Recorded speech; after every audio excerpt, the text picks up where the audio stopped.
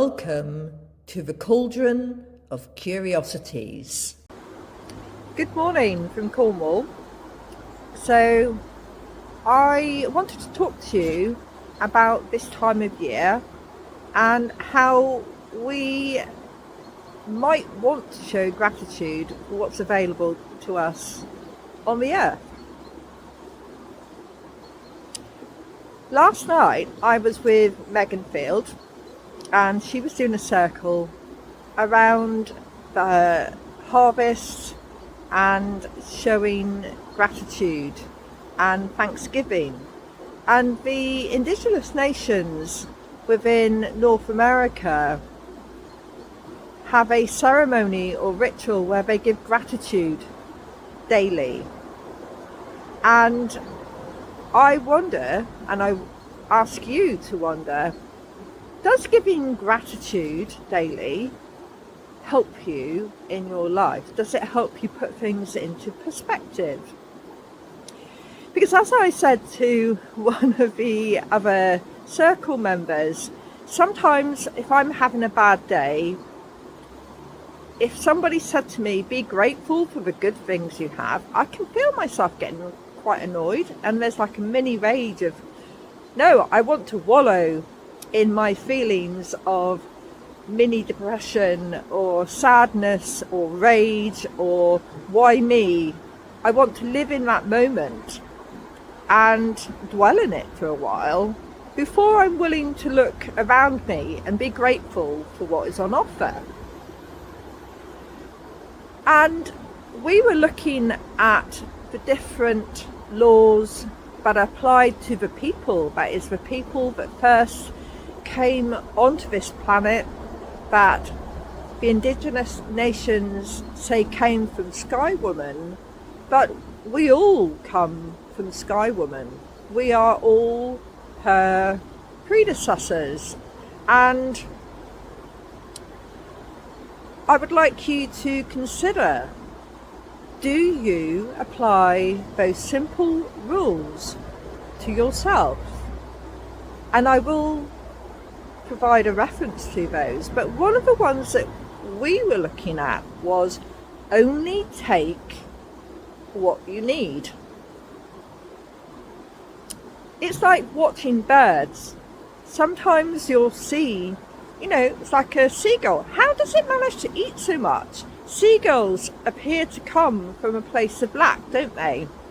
They will take the whole pasty, and you can see it stuck in their throat because they don't even bother chewing it.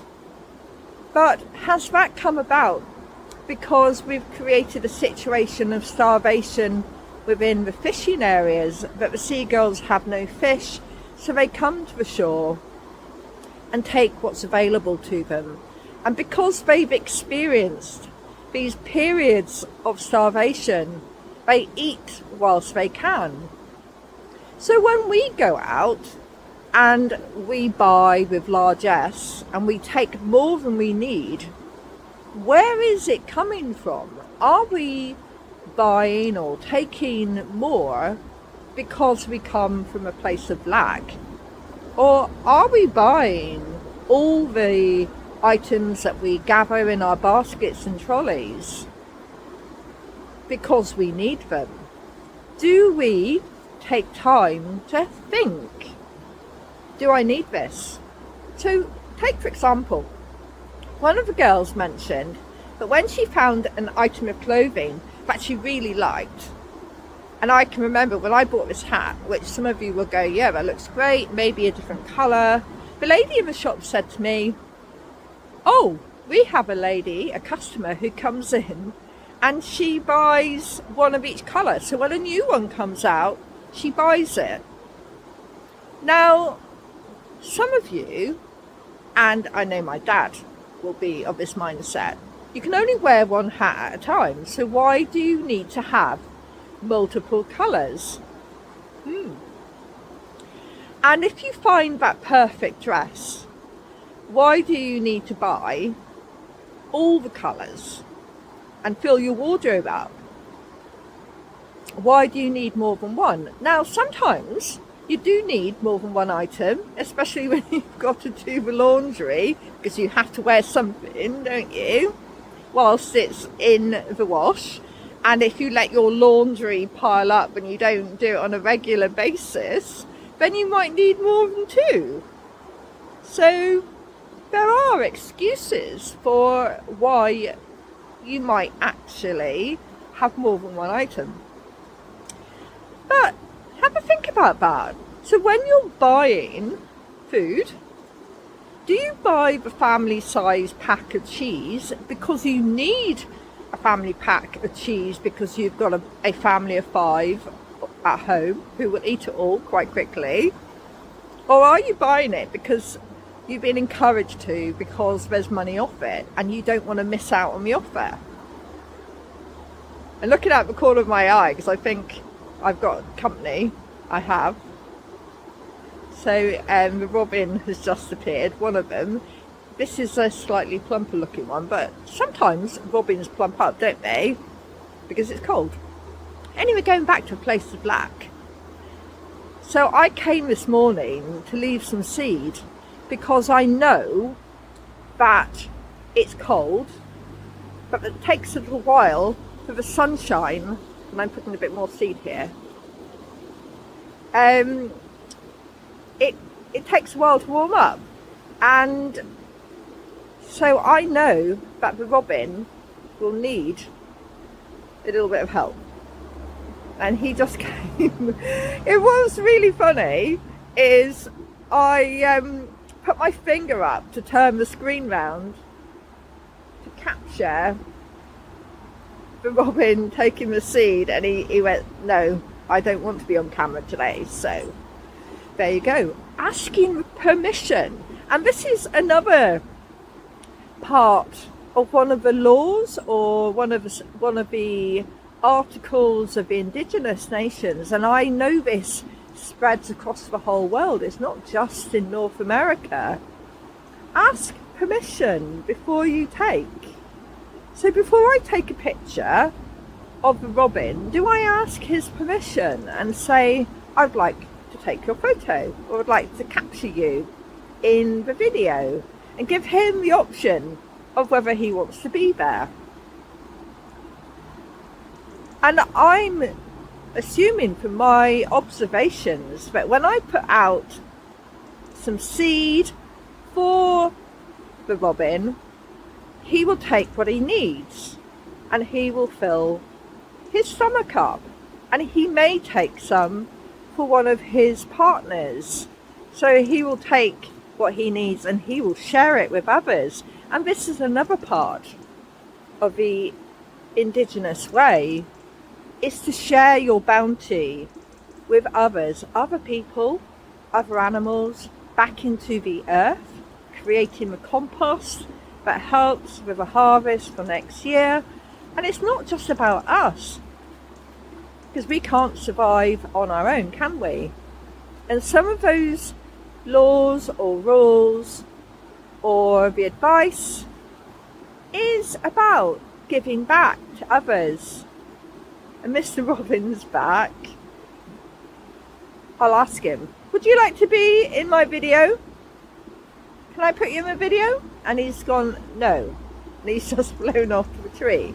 So he's having a proper chatter, because he goes, you're stood between two patches of seed, and I'm not getting that close to you because I can actually reach out and touch the patches of seed, and that's probably seems quite dangerous to him. And as much as he could be feeling a bit hungry, he doesn't trust me. He doesn't know me that well. He knows that I come here and leave seed. I walk here with a dog, and I would not trust Bumble around a bird because he will munch on them. Anything that runs away, he will decide that he's going to catch it. Unfortunately, it's a part of him that I'm not too keen on. And I have to say, Bumble's not too good at sharing. He does not share with other creatures from what I've seen. He might share his warmth, and he shares healing and love, But food, no. When it comes to food, despite the fact that Bumble's never gone hungry, he appears to come from a place of lack, and he will take whatever he's been given. So maybe you, like Bumble, maybe you take more and more and more, even though you don't really need it, and you'll keep eating because some part of your brain says that you need that extra, regardless of the fact that actually you're full or your pockets are full and you've taken everything, so there's nothing left for anyone else. Have you actually ever done that? Have you been the person that's taken the last biscuit or the last sandwich? Now, if you were the last person to come to the plate and they said those are left there for you, then yeah, that's possibly part of the point of you having the last sandwich or biscuit. But what about if you've had 3 already and maybe not everybody else has had some? There is that point as well. And then the other piece about taking what you need, if it's free and available to all, do you need to have it? It's like when I see beautiful roses on the rose bush, do I need to take the rose off the rose bush and bring it indoors? Or can I learn to appreciate the rose bush in its place and just walk outside when I want to see its beauty? Do I need to bring it indoors? And I realise a lot of the time I do not need to bring the rose indoors. I leave it where it is. Have a think about that.